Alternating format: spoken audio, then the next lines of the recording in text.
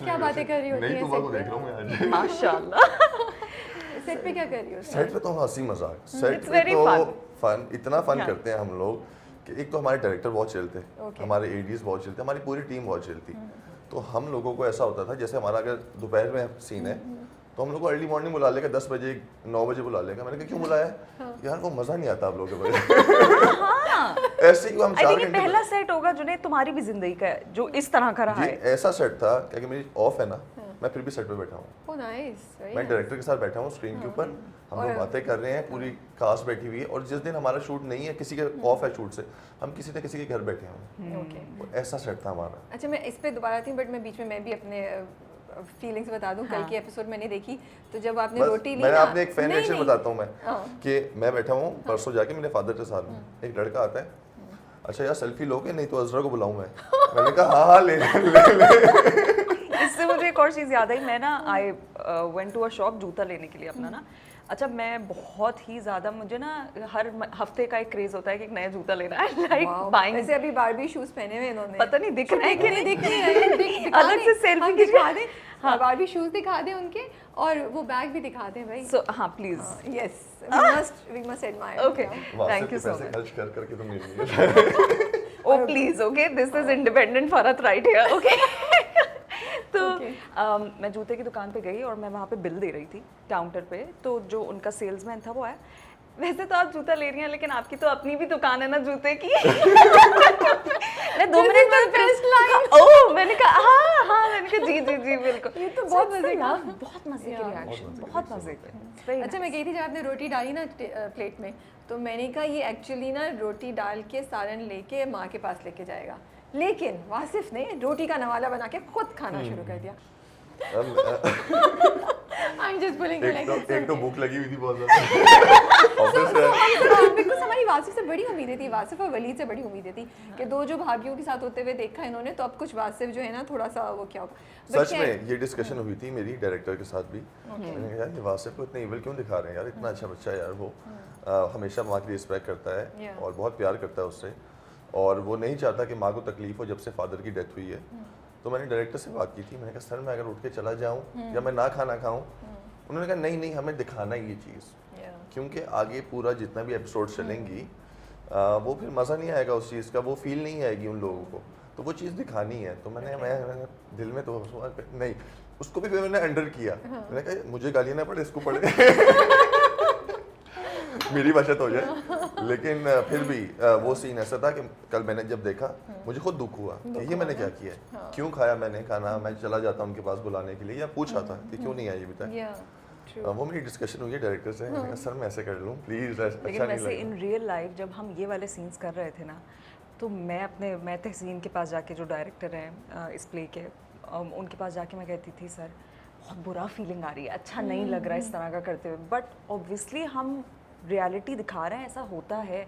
और बीइंग वासिफ, लड़के ऐसी सिचुएशन में नम हो जाते हैं, उनको नहीं समझ में आता, क्योंकि एक जगह माँ है, एक जगह बीवी है, आप क्या करें, आप यहाँ बोलेंगे यहाँ मसला, वहाँ बोलेंगे वहाँ मसला, मतलब what are you suppose to do.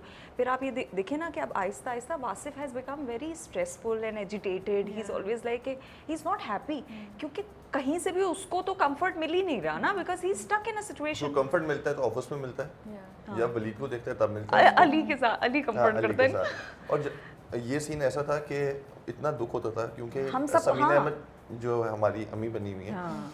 वो इतनी अच्छी औरत है, उनके साथ काम के इतनी पॉजिटिव वाइब आती है। मैं उनको सच में अम्मी कह के बुलाता था सेट पे, मैं उनको अम्मी अम्मी, और बड़ी खुश होती थी वो कि अम्मी कह के।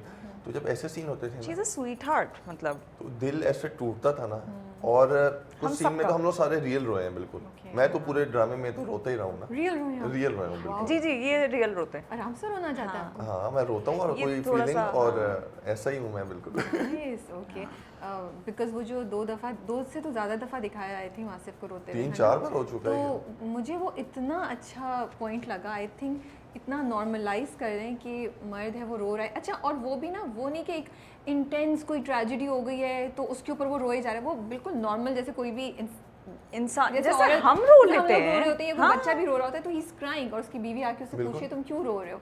तो एक तो मैं उसको बहुत अप्रिशिएट करना चाहिए थी, राइटर को, डायरेक्टर को, प्रोडक्शन हाउस को, आप सबको, कि ये आप लोगों ने किया और आपने बड़े अच्छे से किया, उसको एग्जैजरेट नहीं किया, इतना रखा कि और नॉर्मलाइज कर रहे हैं नॉर्मलाइज कर रहे हैं। क्योंकि देखें लोग कहते हैं कि जो मर्द होता है ना वो बड़ा स्ट्रॉन्ग होता है, वो रोता नहीं है। क्यों नहीं रोता? उसके इमोशंस नहीं होते क्या? वो फील नहीं करता कोई चीज़।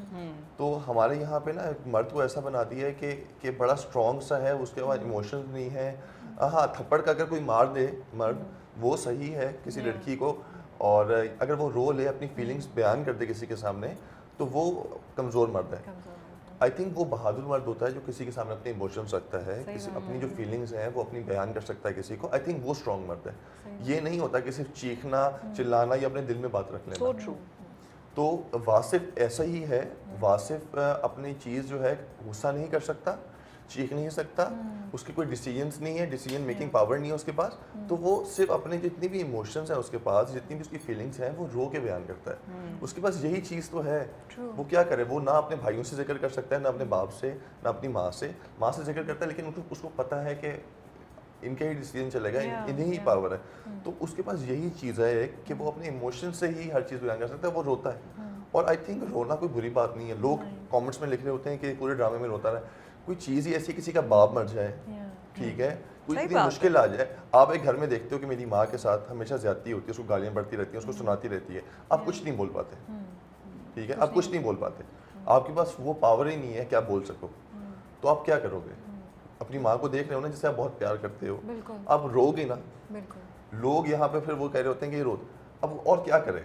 यही कर सकता है ना। मुझे तो बहुत अच्छा लगा, मैं तो बहुत अच्छा। आई थिंक मैंने इसलिए किया। हमारी में डिस्कशन जब हुई मेरे डायरेक्टर से, उसने यही कहा, हमारी जो स्टीरियोटाइप है ना कि मर्द को दर्द नहीं होता, मर्द रोता नहीं है, इसको ब्रेक करना है हम लोगों ने। सही बात। और आई थिंक ये कहीं भी ऐसा नहीं हुआ। मैंने नहीं देखा कभी किसी को इतना खुल के रोता हुआ। नहीं, वो एक दफा कुछ दिखा देते, बट ये तो character, it was part of his character, which was very good, which was very acceptable, and we all liked Wasif. It was not कि हमें वासिफ पसंद नहीं था या हमने वासिफ को जज किया इसलिए। ये एक बड़ी चीज़ है जो मैं आप दोनों को अप्रिशिएट करना चाहती हूँ। तुबा, आपके लिए as Farhad, I like the way you balance दो चीज़ें। यू नो, जब मैं सुनती हूँ फरहद की बात तो मुझे लगता है कि हाँ, फरहद जो कह रही है वो सही है। यू नो, मुझे जैसे आपने प्राइवेसी की बात की, राइट की बात की, you know, I find my self saying those lines, you know, अगर मैं उस सिचुएशन हूँ।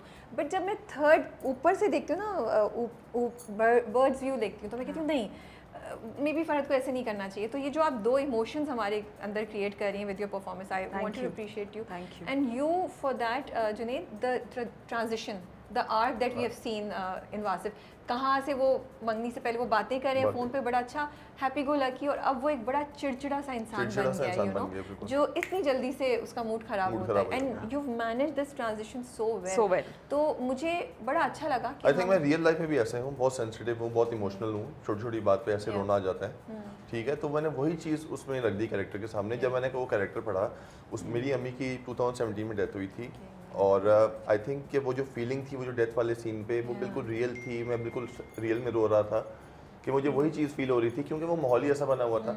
और एक जैसे साया सर से चला जाता है जब आपके बड़े का, तो कोई भी इंसान हो वो टूट जाएगा बिल्कुल। और वासिफ टूट गया। जब वासिफ टूट गया, उसको पता है कि मेरा सब चीज़ें चली गई हैं, मेरा घर भी बिखर गया, मेरे भाई बिखर गए, और मेरा सबसे छोटा भाई जिससे मैं बहुत प्यार करता था, जिससे मैं हर चीज़ शेयर करता था, वो भी दूर चला गया। तो वासिफ की नेचर बिल्कुल चेंज हो गई है, क्योंकि वो पहले बड़ा एक फन लविंग था, बड़ा जॉली सा था, हंसी मजाक, मसले थे उसकी लाइफ में,